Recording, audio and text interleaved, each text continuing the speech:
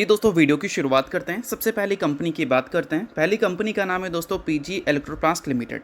But इसको discuss करने से पहले अगर आपने अभी तक चैनल को सब्सक्राइब नहीं किया है तो चैनल को सब्सक्राइब करके बेल आइकन को प्रेस कर लो ताकि आने वाली जितने भी वीडियोज़ हैं उसका नोटिफिकेशन आपको सबसे पहले मिल सके।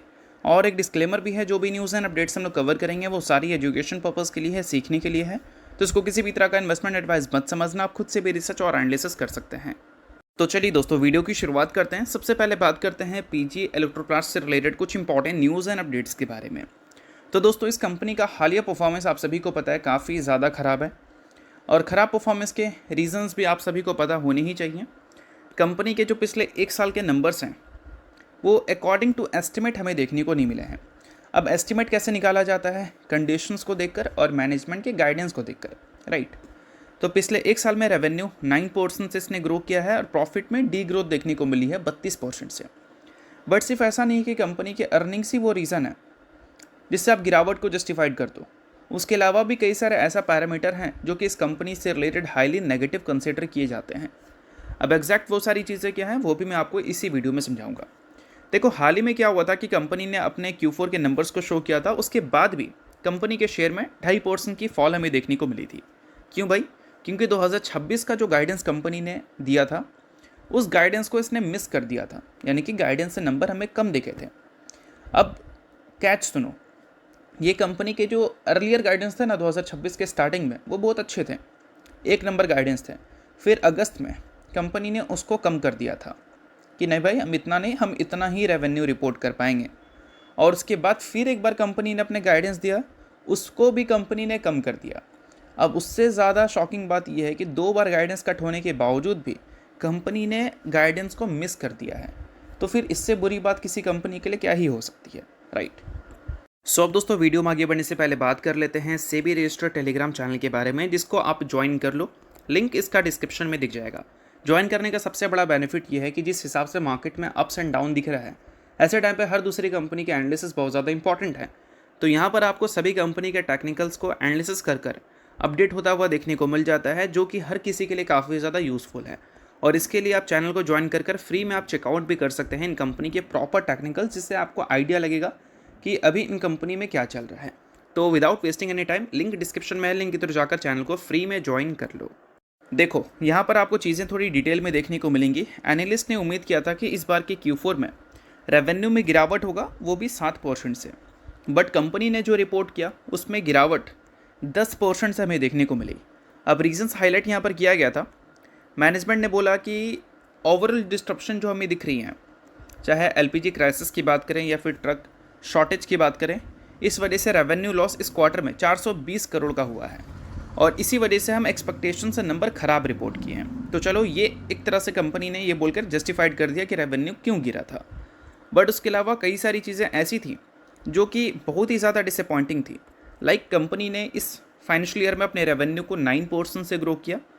मार्केट उम्मीद कर रही थी कि 17 से 19% तक ग्रोथ देखने को मिलेगी, क्योंकि कंपनी ने 2 बार गाइडेंस कट करने के बाद 17 से 19% के नंबर को ही मेंटेन किया था पिछले कुछ क्वार्टर्स से। और नेट प्रॉफिट की बात करें तो वहाँ पर गाइडेंस ये था कि 3 से 7% की ही ग्रोथ हम दिखा पाएंगे। बट नेट प्रॉफिट में तो ग्रोथ तो छोड़ो, ईयर ऑन ईयर बेसिस पे 32% कम प्रॉफिट हमें देखने को मिला। और पीजी इलेक्ट्रोप्लास्ट की कैश कन्वर्जन साइकिल की बात करें तो पहले वो 50 दिनों का था, इसको भी बढ़ाकर उन्होंने 66 दिनों तक कर दिया है। इन्वेंट्री डेज 56 दिनों का था, जो कि बढ़ाकर 82 दिन इन्होंने कर दिया है। द कैश ऑन बुक की डेटा की बात करें तो वो पहले 979 करोड़ था, वो भी गिरकर 389 करोड़ हो चुका है। तो किसी एक पैरामीटर पे भी अगर हम बोल दें कि ये नंबर चलो ठीक है, नहीं, हर पैरामीटर पे ये कंपनी के नंबर्स हमें ख़राब ही दिख रहे हैं। तो ऐसा नहीं है कि कंपनी के सिर्फ यही रीजंस हैं गिरावट के। उसके अलावा जो बाकी रेशियोज़ होता है, चाहे कैश कन्वर्जन साइकिल की बात करें, इन्वेंट्री डेज की बात करें, कैश ऑन बुक्स की बात करें, EBITDA की बात करें, मार्जिन्स की बात करें, हर पैरामीटर पे ये कंपनी ने इन्वेस्टर्स को डिसअपॉइंट ही किया है। और यही कारण है कि इस कंपनी की परफॉर्मेंस ऐसी दिख रही है। अब ये सभी चीज़ों को अगर कंपनी बेहतर करती रही आने वाले क्वार्टर्स में तो फिर कंपनी में रिकवरी पॉसिबल है। बट अगर चीज़ें अगर बेहतर नहीं हुई तो फिर ऑलरेडी इस कंपनी में वैल्यूशंस तो ऑलरेडी स्ट्रेच हो चुका है, अच्छा खासा तोड़ दी है कंपनी। तो देखते हैं कि आगे आने वाले कल में उसी चीज़ को मार्केट रिपीट करती है या फिर थोड़ा सा उम्मीद चेंज करती है। और साथ में कंपनी के कुछ गाइडेंस भी हमें देखने को मिले थे Q4 में ही। वीक रूम एसी डिमांड हमें दिखे हैं Q4 में। मल्टीपल सप्लाई साइड डिस्ट्रप्शन भी कंपनी को दिखा है, जो कि कंपनी के ऑपरेटिंग परफॉर्मेंस को अफेक्ट किया है।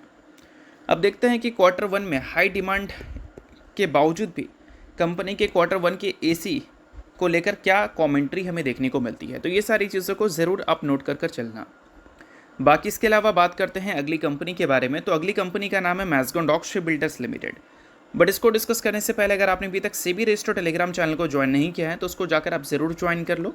उसका लिंक आपको डिस्क्रिप्शन में देखने को मिल जाएगा। लिंक के थ्रू जाकर चैनल को बिल्कुल फ्री में आप ज्वाइन कर सकते हैं। अब दोस्तों मैज़गॉन की बात करते हैं।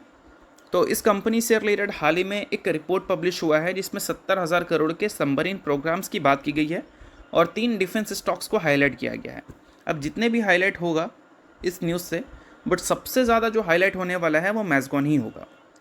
अभी मैज़गॉन का जो अनएग्जीक्यूटेड ऑर्डर बुक है वो 20,535 करोड़ का है।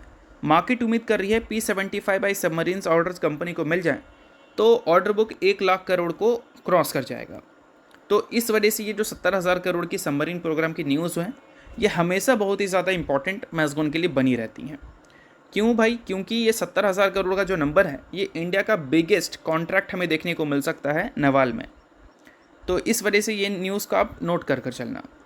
अब देखो चीज़ों को मैं थोड़ा सा और भी डिटेल में समझा देता हूँ। देखो कंपनी एक्सपेक्ट कर रही है बिगेस्ट P-75I जो प्रोजेक्ट है वो मिल सकता है इनको, जर्मनी बेस्ड जो इस कंपनी की पार्टनर है उसके साथ, और मैन्युफैक्चरिंग किया जा सकता है 6 next generation steel submarine in India.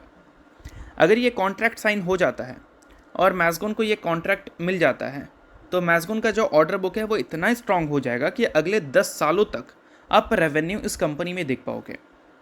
यानी कि इसी बेसिस पे कंपनी को 10 साल तक रेवेन्यू विजिबिलिटी मिलेगी। तो इस वजह से ये न्यूज़ बहुत ही ज़्यादा हाईलाइटेड और बहुत ही ज़्यादा अच्छी बन जाती है। किसके लिए? मैज़गॉन के लिए। तो कभी भी इस न्यूज़ को इग्नोर नहीं कर सकते हैं जब भी हमें मैज़गॉन से रिलेटेड दिखे।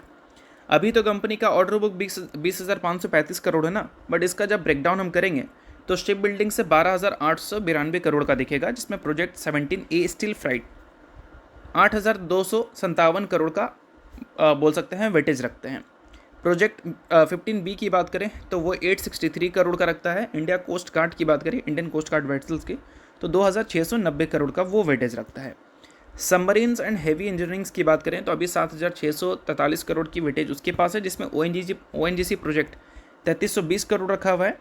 प्रोजेक्ट 75 कालवरी सबमरीन 1,722 करोड़ का ऑर्डर रखा हुआ है। और उसके अलावा अगर हम बात करें AIP की, यानी कि एयर इंडिपेंडेंट प्रोपल्शन, तो वो 1,687 करोड़ का वेटेज रखा हुआ है। तो ऑर्डर बुक कंपनी का एक तरह से देखा जाए तो डाइवर्सिफाइड हमें दिख रहा है। अब यहाँ पर ऑर्डर बुक बड़े हो जाए तो फिर ये सोने पे सुहागा वाली बात होगी मैज़गॉन से रिलेटेड। तो इस वजह से ये सारी चीज़ों को ज़रूर नोट कर आप चल सकते हैं।